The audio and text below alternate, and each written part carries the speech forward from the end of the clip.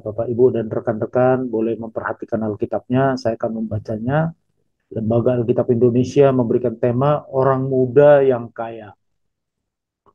Ada seorang datang kepada Yesus dan berkata, Guru, perbuatan baik apakah yang harus kuperbuat untuk memperoleh hidup yang kekal? Jawab Yesus, apakah sebabnya engkau bertanya kepadaku tentang apa yang baik? Hanya satu yang baik. Tetapi jikalau engkau ingin masuk ke dalam hidup, turutilah segala perintah Allah. Kata orang itu kepadanya, eh, kata orang itu kepadanya, perintah yang mana? Kata Yesus, jangan membunuh, jangan berzina, jangan mencuri, jangan mengucapkan saksi dusta, hormatilah ayahmu dan ibumu, dan kasihilah sesama manusia seperti dirimu sendiri. Kata orang muda itu kepadanya, semuanya itu telah kuturuti. Apalagi yang masih kurang? Kata Yesus kepadanya, jikalau engkau hendak sempurna, pergilah. Jualah segala milikmu dan berikanlah itu kepada orang-orang miskin, maka engkau akan beroleh harta di sorga. Kemudian datanglah kemari dan ikutlah aku. Ketika orang muda itu mendengar perkataan itu, pergilah ia dengan sedih, sebab banyak hartanya. Yesus berkata kepada murid-muridnya, Aku berkata kepadamu sesungguhnya sukar sekali bagi seorang kaya untuk masuk ke dalam kerajaan sorga. Sekali lagi aku berkata kepadamu, lebih mudah seekor unta masuk melalui lubang jarum daripada seorang kaya masuk ke dalam kerajaan Allah. Ketika murid-murid mendengar itu, sangat gemparlah mereka dan berkata, jika demikian, siapakah yang dapat diselamatkan? Yesus memandang mereka dan berkata, bagi manusia hal itu tidak mungkin, tetapi bagi Allah segala sesuatu mungkin. Berbahagialah ia membaca dan merenungkan dan melakukan firman Tuhan dalam hidupnya sehari-hari. Bapak, Ibu, dan rekan-rekan yang terkasih di dalam Tuhan, eh, pemuda ini sebenarnya salah bertanya. Dia ingin mendapatkan kehidupan yang kekal, tetapi dia bertanya apa yang harus kuperbuat untuk memperoleh hidup yang kekal. Itu pertanyaannya kepada Yesus, tapi dia mengharapkan sebenarnya bukan supaya dia mendapatkan hidup yang kekal, tetapi supaya Yesus memuji apa yang sudah dia lakukan. Nah, karena itu konsep pemuda ini tentang kepastian akan keselamatannya beberapa hal. Bahkan mungkin kita juga kalau kita mendengar atau kita bertanya kepada seseorang, mungkin kepada banyak orang tentu berbagai jawaban yang diberikan tentang konsepnya akan keselamatan.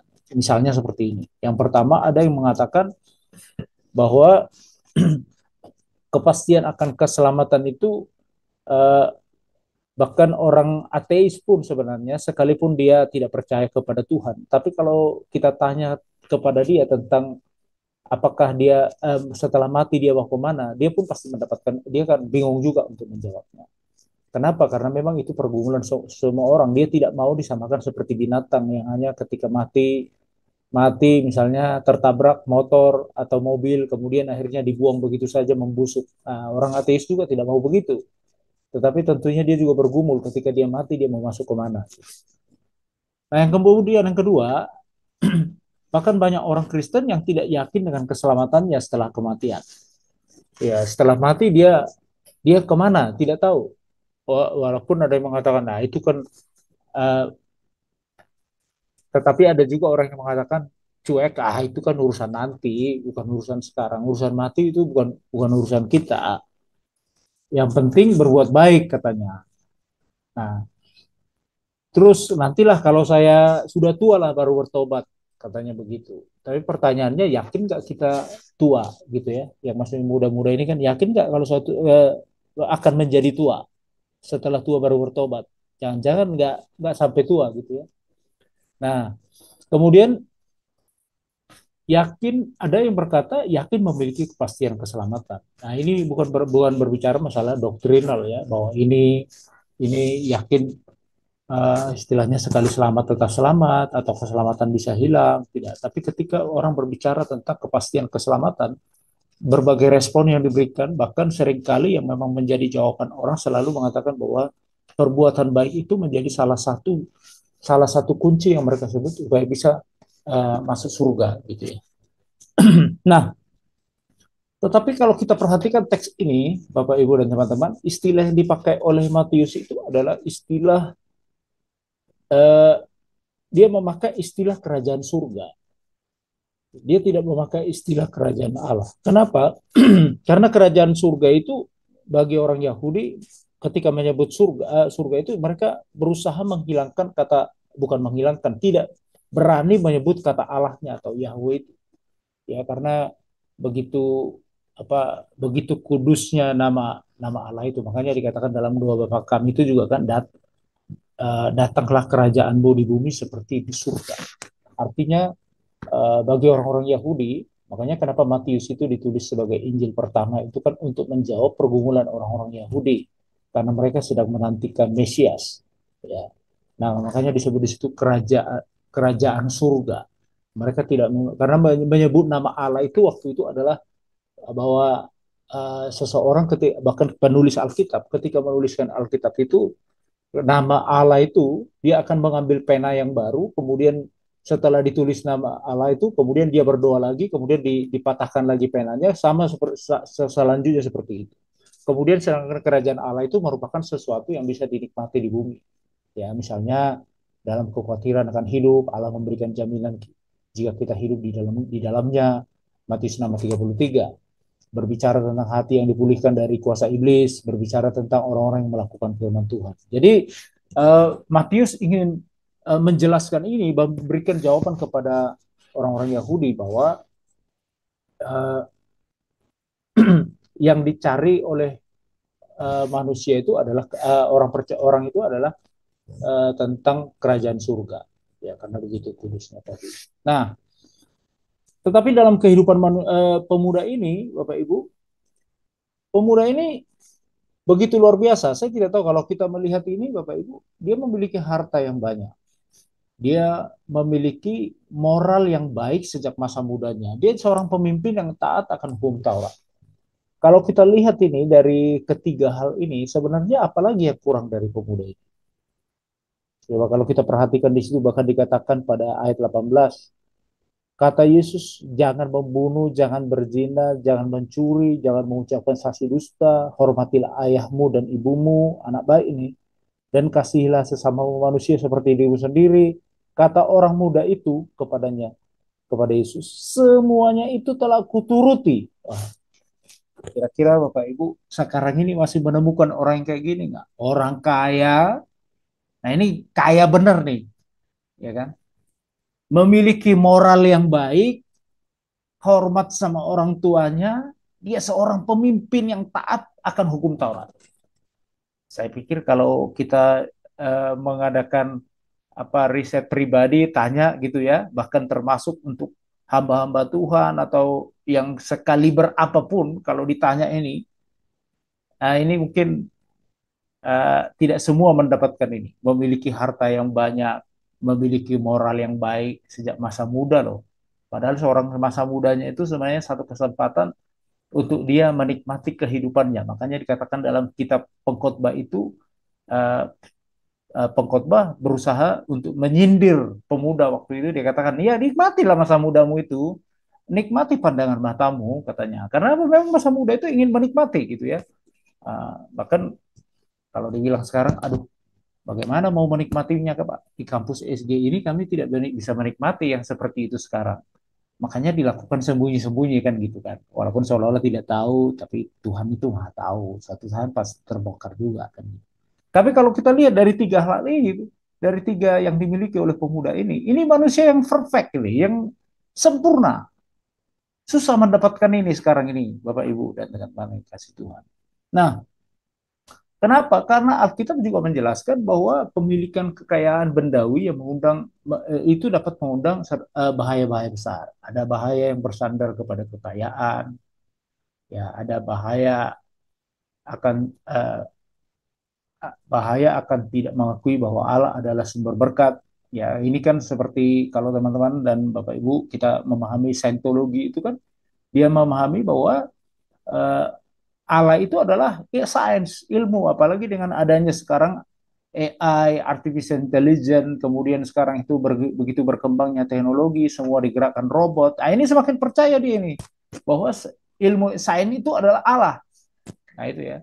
Jadi ini satu bahaya, apalagi kalau misalnya dia nah, Dia memang memiliki kemampuan di hal itu. Kemudian bahaya bersandar kepada kekayaan, kemudian bahaya menjadikan kekayaan menjadi pusat perhatian seorang sehingga menghalalkan segala cara untuk mendapatkannya. Kemudian pertanyaannya, kalau begitu, apakah kita harus hidup miskin supaya beroleh sempurna di hadapan Allah, atau bolehkah kita kaya gitu? Saya beberapa waktu yang lalu ketika lulus dari STT, sekolah teologi, saya berdoa, saya bilang sama istri, saya ingin jadi orang kaya. Kenapa? Karena saya tidak bisa melihat orang lain sedang menderita. Saya ingin cepat-cepat tolong. Jadi saya ingin jadi orang kaya.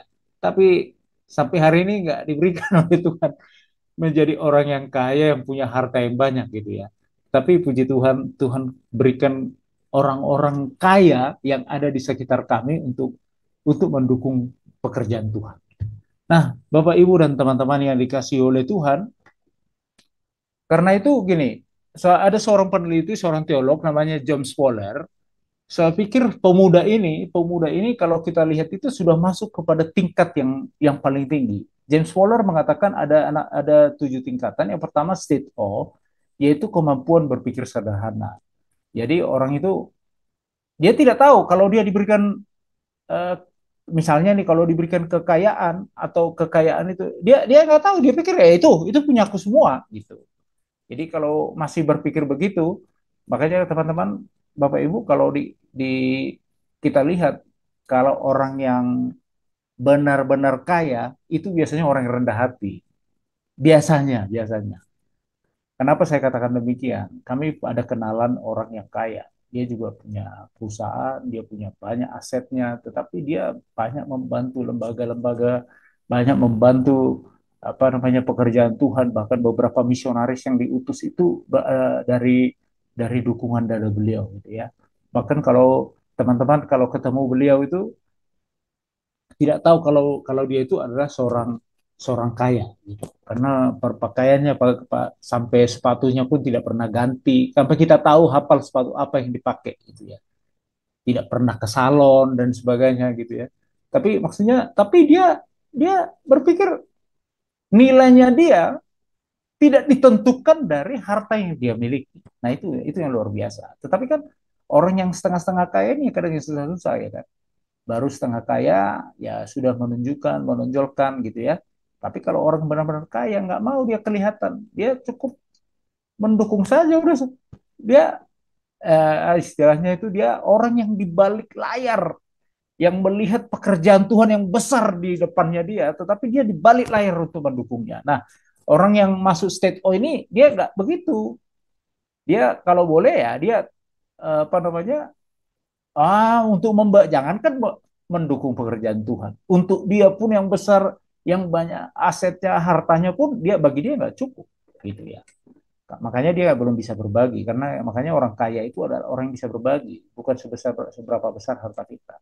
Kemudian dia mengatakan yang kedua, itu intuitive projective faith, yang mendorong kenapa ia ke gereja ataupun memberikan kekayaannya itu karena intuisinya mendorong ke sana. Karena orang kasih persembahan, saya berikan persembahan. Karena orang pergi melayani, saya melayani. Oh, karena orang itu mengambil keputusan jadi teman saya itu jadi hamba Tuhan, ya saya ambil keputusan jadi hamba Tuhan. Nah, ini tingkat yang kedua ini digerakkan oleh intuisinya, ya. Artinya dia masih belum bisa menggunakan akal budinya. Kenapa dia harus melakukan itu? Kenapa dia harus memberikan persembahan itu? Kenapa dia harus memberikan hartanya itu? Kenapa dia harus apa namanya ambil bagian untuk pekerjaan Tuhan itu? Jadi intuisinya mendorong sana. Kemudian James Fowler mengatakan yang ketiga, dikatakan ada mystical literal faith, yaitu punya kebutuhan tertentu yang sadari dan ia memisahkan kebutuhan gereja dengan kebutuhan pribadi. Artinya dia belum bisa memisahkan. Sama saya kasih contoh begini, kalau uh, kita dipanggil oleh Tuhan, kemudian teman-teman yang mahasiswa masuk di sekolah SKI misalnya gitu ya, bergumul di hadapan Tuhan, uh, tapi ketika awal-awal mengikut Tuhan, oh percaya sungguh-sungguh sampai nangis-nangis, sambil keputusan menjadi hamba Tuhan. Tetapi ketika dia mengalami sedikit penderitaan saja di sekolah teologi di SGI misalnya, sudah berpikir gimana caranya ya, otaknya sudah mulai jalan mencari solusi, bukan bukan mengandalkan Tuhan untuk memberikan hikmat untuk mencari solusi, tapi mengandalkan dirinya sendiri untuk mencari solusi. Jadi dia bisa masih mengatakan, oh ini bahkan orang yang begini, saya tidak terlalu setuju kalau dosen saya dulu bilang begini, jangan memakai istilah mencuri. Kalau di asrama itu jangan pakai istilah mencuri, nggak enak di sekolah teologi katanya. Tapi pakai istilah apa namanya pindah, barangnya itu pindah. Oke, mungkin dompetnya si A pindah ke ke tangannya si B gitu ya. Laptopnya si A pindah ke tangannya si C gitu ya. Jadi istilahnya dia bilang karena nggak enak kita di sekolah teologi masa istilah mencuri masih ada. Karena orang berpikir sekolah teologi itu sekolah malaikat semua. Padahal kita lupa bahwa ada malaikat terang, ada malaikat gelap gitu ya. Nah, teman-teman yang dikasihi Tuhan dan saudara yang dikasihi Tuhan, jadi ada kebutuhan tertentu yang ia sadari dan ia memisahkan kebutuhan itu, kebutuhan gereja dengan kebutuhan pribadi. Kalau tidak dapat apa yang dia inginkan, dia masih bisa pergi mengandalkan yang lain, misalnya mengandalkan dukun dan sebagainya, gitu ya. Jadi seperti itu. Kalau cinta ditolak, padahal sudah berdoa, bahkan sudah ada konfirmasi firman Tuhan, gitu ya. Seringkali kan gitu itu kita mengawalinya ketika menyampaikan isi hati kita menjatuhkan cinta kepada seseorang kita pakai ayat firman Tuhan gitu ya. Tapi ketika nanti dalam perjalanan ada yang lebih baik dari dia kita bilang oh tidak sesuai dengan iman. Jadi diawali dengan doa, diakhiri dengan imannya. Gitu ya. Jadi artinya kalau nggak nanti gitu bisa dengan cara lain mungkin ke dukun kah atau apakah. Kemudian dikatakan sintetis conventional faith, itu orang seperti ini mulai memikirkan siapa Tuhan yang saya kenal. Ya, bahkan ketika dia uh, member, uh, mem- apa, ketika dia memberi sesuatu kepada Tuhan, dia mulai memikirkan apa artinya ini saya berikan, apa fungsinya, kenapa saya harus memberikan ini kepada Tuhan, atau kenapa saya harus mengikut Tuhan. Nah, dia mulai memikirkan itu. Jadi ada orang yang seperti ini mulai memikirkan siapa Tuhan yang dia kenal. Nah, saya tidak tahu apakah kita mulai, apalagi kayak teman-teman mahasiswa mungkin masih tingkat satu, mungkin masih menjejaki ini panggilan Tuhan atau jangan-jangan kesalahan atau apa gitu ya. Tetapi mulai memikir kalau teman-teman sudah memikirkan siapa yang Tuhan yang kita kenal, maka mulai masuk di tingkat ini. Makanya dia mulai sungguh-sungguh belajar, sungguh-sungguh apa melakukan semuanya untuk Tuhan. Kemudian ada dia katakan individuatif reflective faith. Orang seperti ini bergaul dengan Tuhan, memiliki pengenalan pribadi dengan Tuhan, memiliki dan pengalaman itu hanya bisa menyaksikan. Jadi teman-teman yang dikasih Tuhan harus mulai bisa bersaksi tentang siapa Tuhan yang kita kenal. Bukan hanya bersaksi ketika Tuhan sudah berkati, bergumul untuk pasangan hidup, belum dapat, Tuhan kasih gitu ya. Ya, ada yang mencontoh seperti Adam, ya kan? Dikasih ketika tidur katanya. Oh gimana kalau dikasih ketika tidur gitu ya. Nah, jadi orang yang mulai bergaul dengan Tuhan itu dia mulai bisa bersaksi dengan Tuhan. Saya mendengar suara Tuhan dengan pergumulan saya pribadi ketika saya membaca Alkitab, ketika saya melayani, ketika saya sedang bergumul dengan Tuhan. Jadi ketika ada dalam pergumulan itu, dia semakin merasakan ada kehadiran Tuhan di dalamnya. Nah, ini tingkatan ini sudah mulai masuk dalam kehidupan orang itu. Jadi kalau kita belum bisa bersaksi, istilahnya itu merasakan, mengalami, mendalami kehadiran Tuhan dalam hidup kita, mungkin kita belum masuk ke tingkat ini. Kenapa? Karena hanya orang yang demikian yang bisa bersaksi tentang pengalamannya dengan Tuhan. Jadi harus mulai belajar bersaksi. Ya kan? Kemudian ada conjunctive faith, berani menerima hal-hal yang paradoks, yang terbuka. Ya, ketika kalau ditanya tentang kepercayaannya, tentang Yesus, kenapa dia Tritunggal, kenapa naturnya sepenuhnya Allah, sepenuhnya manusia, kenapa kitab Matius itu, Injil Matius ditulis menjadi Injil pertama, padahal Injil paling tua itu adalah Markus gitu ya. Nah, mulai bisa menjelaskan itu kepada orang lain. Apakah surat-surat Paulus itu dianggap sesat oleh tetangga kita gitu ya. Itu mulai bisa menjelaskan. Kemudian ada university faith, standar kepribadian yang cocok dengan firman Tuhan dalam setiap aspek. Yaitu sekalipun orang mencari dosanya tidak ditemukan. Ya, tidak ada dosa yang dia lakukan, yaitu hanya kepada tingkat Yesus Kristus, yaitu University Faith. Jadi kita itu kalau dikatakan John Spoller itu hanya ke tingkat yang conjunctive faith, ya. Tapi nanti coba kita melihat kita sampai di tingkat mana sih kita sebenarnya, gitu. Nah, saya pikir teman rekan pemuda yang ada yang dijelaskan di teks ini, saya pikir mulai mulai mencari siapa Tuhan. Makanya dia mulai mencari tentang keselamatan. Ketika saya sudah melakukan kegiatan agamawi, tanda petik dalam konteks orang-orang Yahudi itu kan kegiatan agamawi itu berpikir ketika dia sudah melakukan kegiatan agamawi, dia sudah pasti masuk surga. Bahkan kita dengar tadi dia katakan semua itu sudah kulakukan. Jangan berzina, jangan mencuri, jangan mengucapkan saksi dusta, hormatilah ayah dan ibumu, ya. Jadi artinya dia sudah mulai masuk ke tingkat yang lebih tinggi. Kenapa? Karena dia sudah mulai ingin mengenal siapa, seperti apa hidup kekal itu. Nah, Bapak Ibu dan teman-teman yang dikasihi oleh Tuhan, oleh karena itu ada persyaratan. Apa yang harus kita miliki sehingga kita memiliki nilai yang kekal? Nah, yang pertama itu adalah eh, menyelaraskan kehendak kita atau menyelaraskan firman Tuhan dalam hidup sehari-hari. Makanya dikatakan ayat 22, pergilah, jualah segala milikmu. Artinya begini, pemuda ini tadi secara moral dia dia sempurna gitu ya, karena dia tidak melakukan dosa-dosa yang lain, bahkan dia memiliki jabatan yang luar biasa. Tetapi dia harus menyelaraskan firman Tuhan dalam hidupnya sehari-hari. Artinya konsen hidupnya itu tidak lagi berbicara masalah harta, bukan lagi. Nah, makanya Bapak Ibu dan teman-teman yang dikasihi oleh Tuhan, apalagi teman-teman mahasiswa, jangan berpikir ketika teman-teman mengambil keputusan menjadi hamba Tuhan, akhirnya nanti orientasinya berubah karena lihat pendetanya kaya, ya kan? Karena pendeta ini, tapi pendeta ini kan serba salah juga, ya kan? Gemuk, dibilang makan uang jemaat, ya kan? Kurus, dibilang nggak punya iman. Apalagi kalau masih menyampaikan pergumulan hidupnya, dibilang kurang berdoa. Nah, jadi serba salah. Punya mobil, dibilang itu pakai perpuluhan.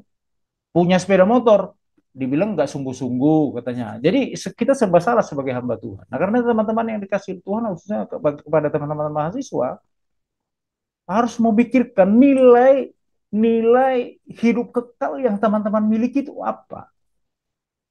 Apakah sudah mulai menyelaraskan kehendak menyelaraskan firman Tuhan di dalam hidup kita sehari-hari? Jadi kalau tujuanmu menjadi kaya, menjadi pendeta besar, menjadi terkenal, nggak cocok tempatnya di SGI. Bukan berarti Tuhan tidak bisa menjadikanmu kaya. Bukan berarti Tuhan tidak bisa menjadikanmu punya gereja yang besar. Bukan berarti Tuhan tidak bisa menjadikanmu menjadi seperti yang baru-baru ini yang terkenal ya kan sepatunya aja 3 miliar gitu ya. Itu hamba Tuhan loh. Nah, jadi teman-teman yang dikasih oleh Tuhan harus mulai menyelaraskan firman Tuhan itu dalam hidup kita sehari-hari. Konsen kita sudah mulai berubah. Jadi kalau masuk sekolah teologi itu nggak ada pikir nanti aku sukses atau tidak ya. Wah, teman-temanku di sana punya punya mobil, kok aku sudah pelayanan di pedesaan lagi. Sudah di pedesaan, jauh dari sinyal, punya sepeda motor, bensin 30.000 lagi per botol, gitu ya. Terus udah begitu, sudah mengunjungi orang ini, orangnya di ladang, dikunjungi ke ladang, dia juga tidak respon. Jadi apa namanya ya? Jadi eh, sekarang itu nilai kita menjadi ketika Tuhan memanggil kita menjadi hamba Tuhan, masuk dalam program ilahi, maka harus mulai menyelaraskan kehendak itu. Apakah itu kehendak Tuhan atau tidak?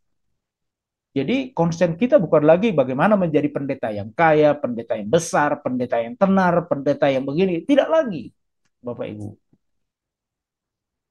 Saya dulu kadang berpikir begitu. Ketika mengambil keputusan menjadi hamba Tuhan, saya resign dari pekerjaan, masuk menjadi full time di satu gereja. Kemudian pendeta pendeta saya itu bilang begini, walaupun perusahaan yang saya bekerja dulu itu tidak terima saya resign. Karena saya resign tidak diberikan uang pesangon, tidak diberikan pengalaman kerja, dan sebagainya. Karena dia kecewa sama saya, kenapa saya keluar. Ketika saya bertemu dengan gembala saya katakan, Pak, boleh nggak saya melayani di sini sepenuh waktu? Dia katakan, Pak Rio, bukannya tidak boleh, tetapi persoalannya adalah gereja kita kan masih gereja kecil, gereja kita masih merintis, kita tidak bisa menggaji Bapak. Oh, saya nggak apa-apa, Pak. Bapak tidak usah menggaji saya, karena biar biar udah kalau untuk masalah makan minum kami, istri saya masih bekerja. Saya bilang.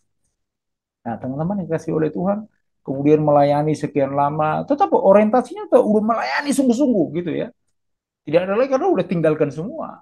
Waktu dijauhi orang tua, dianggap mati, dianggap hilang. Apalagi orang Batak ya kan. Yang dulunya saya dari kampung saya itu banyak orang masuk kerja di Batam karena saya tampung di rumah saya, kemudian saya carikan pekerjaan. Kemudian tiba-tiba kedengaran di kampung, wah dia udah mengundurkan diri dari pekerjaan, sekarang jadi hamba Tuhan katanya. Bahkan dibilang lagi, hamba Tuhan Pantai Costa lagi katanya. Jadi kalau saya ke kampung itu dibilang hamba Tuhan Pantai Costa katanya. Tetapi ya buktinya pendeta-pendeta dari gereja suku saya itu datang ke saya justru bertanya, ya kan?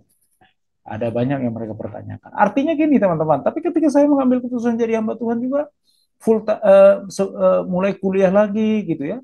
Kuliah sudah punya anak, ya. Kalau sudah punya istri pasti toh nggak mungkin punya anak nggak ada istrinya kan gitu. Jadi sudah punya anak gitu ya, gerbongnya sudah ada. Saya pikir begini, saya sedang mengikuti Matius 28 ayat 18. Kepadanya segala kuasa di sorga dan di bumi. Kuasa di sorga dan di bumi loh, Bapak Ibu. Tetapi ketika masuk di seminari sekolah teologi, ternyata mengalami pergumulan. Harus melewati lika-liku kehidupan. Harus melewati puasa terpaksa selama 3 hari. Dan sebagainya. Tapi Bapak Ibu dan rekan-rekan kalau kasih oleh Tuhan, nilai mengikut nilai kekekalan itu adalah tidak lagi memusingkan apa yang harta duniawi yang ada di belakang kita dan apa yang ada di depan kita. Termasuk ketika kita sedang bergumul di masa-masa sulit kita, bukan berarti kita tidak butuh uang, tidak butuh pelayanan dan sebagainya, bukan. Tapi ketika kita bisa menyelaraskan kehendak Tuhan itu di dalam hidup kita sehari-hari, maka kita tidak pernah bahkan mempersalahkan Tuhan dengan pergumulan yang ada. Jadi jangan sampai sudah ada di sekolah teologi, sudah Tuhan pilih, Tuhan panggil di antara sekian banyak orang gitu ya. Ya saya sampaikan di kelas begini kepada teman-teman mahasiswa. Banyak orang yang lebih pintar dari kita di luar sana. Banyak orang yang lebih kaya ya, dari kita di luar sana. Banyak orang yang lebih cakep dari kita di luar sana. Banyak orang yang lebih baik dari kita di luar sana. Kalau masalah baik, banyak itu orang-orang Buddha, orang-orang Hindu itu baik-baik semua itu. Ya, banyak orang yang lebih dari kita di luar sana. Tapi pertanyaannya, kenapa kita yang dipilih di situ? Mungkin kita dari pedesaan, mungkin kita dari orang keluarga yang tidak mampu, mungkin kita dari apa namanya itu dari keluarga yang tidak berada, mungkin secara fisik sudah nggak tinggi gitu ya. Saya nggak bilang pendek ya kan. Nanti nanti nanti dibilang, aduh kok menyinggung saya. Nah, sudah nggak kulitnya sawo matang. Ya kalau saya ini kan dibilang sawo matang tidak, mungkin bisa sawo busuk mungkin gitu kan.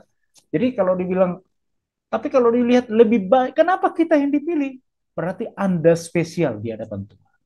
Karena itu ketika spesial berarti harus mulai memikirkan, menyelaraskan kehendak Tuhan itu dalam hidup kita. Jangan lagi pikirannya, saya masuk kuliah di sini, saya ingin menjadi orang besar, saya ingin menjadi pendeta yang hebat, saya memiliki gereja yang besar, saya ingin tambah gemuk besar, saya ingin naik mobil yang lebih bagus, saya ingin punya sekian puluh kartu kredit dan segala macam. Tidak perlu. Kalau orang sudah dipanggil dan dipilih oleh Tuhan, yang ada di pikirannya dia adalah bagaimana saya menyenangkan hati Tuhan. Yang kedua, saudara, Syarat yang harus kita miliki sehingga kita memiliki nilai kekekalan. Hati yang terbuka akan firman Tuhan. Ayat 22 dikatakan, ketika orang muda itu mendengar perkataan itu, pergilah ia dengan sedih sebab banyak hartanya. Artinya apa gini? Hati kita terbuka akan pemberitaan firman Tuhan. Eh, Istilah dalam perjanjian lama itu sering dipakai tentang perjanjian itu adalah tentang karat berit. Nah, karat berit itu dipotong sama seperti itu. Teman-teman, Bapak Ibu, dan juga khususnya mahasiswa yang dipanggil dari daerah masing-masing, dari kesenangannya di kampung seperti apa, mungkin di kampung biasa mabuk, mungkin biasa merokok, biasa menipu, biasa ngomong kotor, biasa mencuri dan segala macam, kemudian dipisahkan. Nah, itu dikarat merit, dipotong. Artinya itu dipotong, dipisahkan, kemudian dikuduskan, dipanggil, dipilih khusus untuk di situ. Jadi sebenarnya teman-teman, kalau kalau nggak dikhususkan, maka dalam Roma itu juga dikatakan ya, jangan menjadi serupa dengan hal yang dunia ini. Seringkali kalau kita tidak dipisahkan, maka terjadi apa? Kita tercemar oleh dunia sekitar kita. Makanya dikatakan berubahlah oleh pembaruan budimu. Bukan, dia tidak berbicara masalah pengetahuan di situ. Ya, kamu harus pintar dulu baru kamu berubah. Tidak ada. Tapi diberubahlah oleh pembaruan budimu. Artinya apa? Perubahan budi dan ketika kita dipisahkan oleh Tuhan dari keluarga kita, dari sekitar kita, kebiasaan-kebiasaan kita, kesenangan kita, kemudian kita dibawa ke tempat yang khusus, khususnya kayak yang ada di Sola Gracia ya. Nah, kemudian ini Tuhan menginginkan bahwa kita ini spesial akan dijadikan menjadi alat yang bernilai, yang berharga.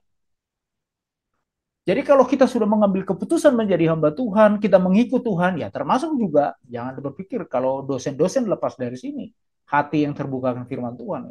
Seringkali kalau kita masuk ke gereja ini, kayak saya dulu kalau kalau dosen-dosen itu biasanya gitu ya, sudah atau mahasiswa dulu ya, sudah pintar, sudah tahu dia historika, praktika, sistematika, eksposisi dia sudah tahu. Ketika masuk sekolah teologi, ya dengar khotbah orang lain, mulai jadi ahli Taurat masa kini. Dia mulai bilang begini, tidak begitu. Itu hermeneutikanya tidak begitu, arti katanya tidak begitu. Jadi masuk ke gereja bukan untuk dia dikoreksa, hatinya tidak lagi terbuka kan firman Tuhan. Dia akhirnya menjadi mental dengan apa? Firman Tuhan itu tertolak dengan hatinya. Ya, padahal sebenarnya kalau saya secara pribadi, seperti apapun pengkhotbahnya, pembicaranya, dari 1.000 kata-katanya dia pasti ada satu menjadi berkat untuk saya. Nah, jadi hati yang terbuka kan pemberitaan firman Tuhan. Dan saya pikir uh, saya setuju istilah yang mengatakan kita tidak lolos. Teman-teman mungkin di wisuda kedepannya dari SGI, tetapi tidak lolos. Harus lulus. Kalau lolos itu sudah di wisuda, tapi karakternya belum berubah gitu ya. Nah, artinya selama ada di situ, bahkan sepanjang hidup kita, hati kita harus terbuka akan kebenaran firman Tuhan, siap dikoreksi oleh firman Tuhan. Yang ketiga adalah harus yakin bahwa Allah berotoritas atas hidupnya. Ayat 26 dikatakan, Yesus memandang mereka dan berkata, bagi manusia hal itu tidak mungkin, tetapi bagi Allah segala sesuatu mungkin. Artinya, konsentrasi hidup kita kembali kepada otoritas ilahi yang sudah memanggil, memilih, bahkan menjadikan kita menjadi alatnya, menjadikan kita menjadi anaknya, menjadikan kita menjadi hambanya, atau dengan istilah-istilah lainnya. Walaupun sekarang masa kini, ya kan, masa kini itu banyak yang sebutan-sebutan yang unik-unik untuk Yesus. Ada yang bilang Papi Yesus, ada yang bilang Dedi Yesus, ada yang bilang kalau orang Batak mungkin bilang Among Yesus, ya kan? Nggak tahu kalau orang Sumba apa dibilang, Ama kah? Ama Yesus kah? Atau Nenek Yesus kah? Atau apa? Nah, Bapak Ibu Saudara yang terkasih dalam Tuhan, yang kita tahu ketika dia memanggil kita, apapun yang menjadi sebutan penghormatan rasa cinta kita kepada Tuhan, harus menunjukkan bahwa dia berotoritas atas hidup kita, walaupun tujuan kita bukan lagi untuk meraih sesuatu kemegahan dunia ini. Oleh karena itu, Bapak Ibu Saudara yang dikasih dalam Tuhan, seperti pujian yang mengatakan tadi, Allah itu kasih. Dia pemilik surga itu. Tidak ada ratap tangis di sana. Tapi bayangkan dia datang ke dunia. Dia datang ke dunia hidup seperti kita. Yesus lapar, Yesus haus, Yesus difitnah, Yesus diludahi, Yesus ditikam, Yesus dipakukan.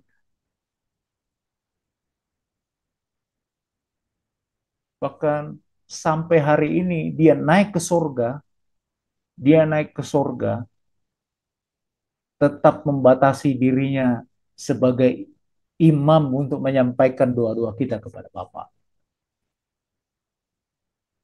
Pertanyaannya, pengorbanan Yesus yang seperti itu, yang sudah begitu luar biasa atas hidup kita. Saya katakan tadi, siapa kita? Banyak orang lebih baik dari kita kok. Banyak orang lebih pintar dari kita kok.